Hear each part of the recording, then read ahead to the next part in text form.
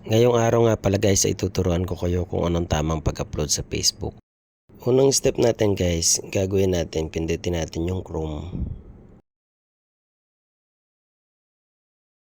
Pag na-click nyo na yung Chrome guys, search nyo dito guys yung Creator Studio.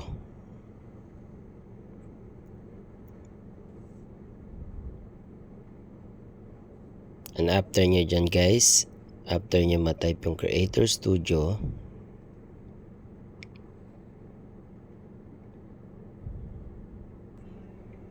lalabas itong Meta for Business, formerly Facebook for Business. Yan po yung i-click natin guys. Click po natin yan.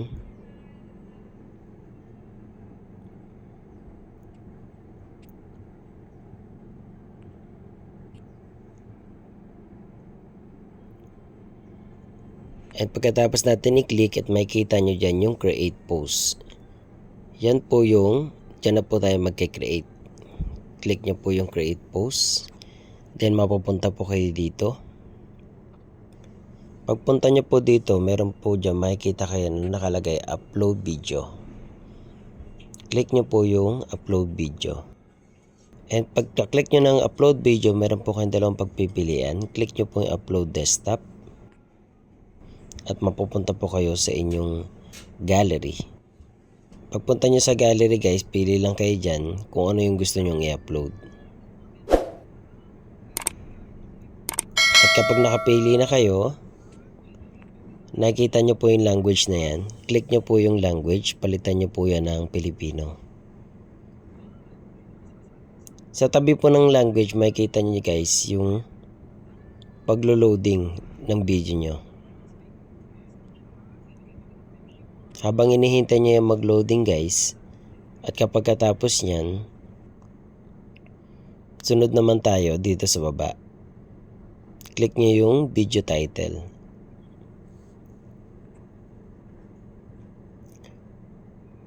Pagka-click nyo yung video title guys, type nyo lang kung ano yung gusto nyong ipamagat dun sa video na gagawin nyo. Sa akin, ang nilagay ko, hiring.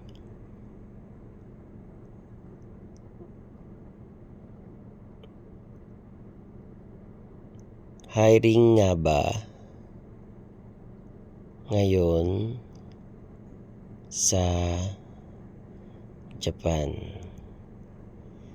So kapag ka na-type nyo na yan guys, yung video title, sa akin kasi ang ginagawa ko guys, kinakopy ko lang yung video title, tapos nilalagyan ko na rin kung ano yung description niya. Copy nyo lang, tapos double tap lang, ilagay nyo lang din sa description. And guys, wag nyo kakalimutan maglagay nga pala ng hashtags. Sa paglagay nga pala ng hashtag guys, kailangan 3 lang yung required ni Meta.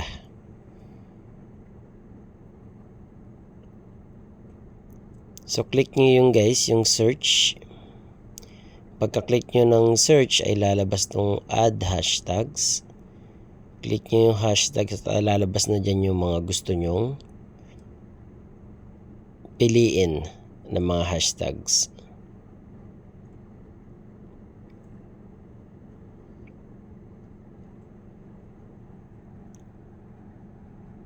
At piliin nyo guys yung naaakma dun sa may video nyo guys kapag ka mag-upload kayo ng video. Piliin nyo yung kung ano yung tema ng video nyo guys. So yun guys, pagkatapos nyo yan guys, kapag nakapili na kayo, add nyo lang yan. Then pag na-add nyo na guys, next naman tayo dito. Yung thumbnail guys, wag nyo na munang ano niya kasi gagawin pa natin ng video yan. So may iba pa yung ano. So pag natapos na yun guys, click nyo lang yung next.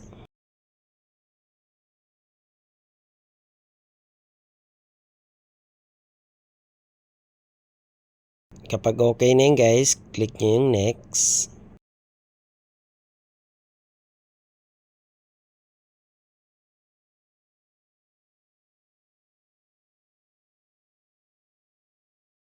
kagandahan dito kay kay Creator Studio, makikita nyo dito yung copyrighted. Kung copyrighted ba yung in-upload nyong video o hindi. So pagkatapos yan guys, click nyo na po yung share. At pagkatapos nyo guys maklik yung share, lalabas na itong done. Tapos na po yan, nagpunta na po kayo. Next step, pupunta na po kayo sa inyong page.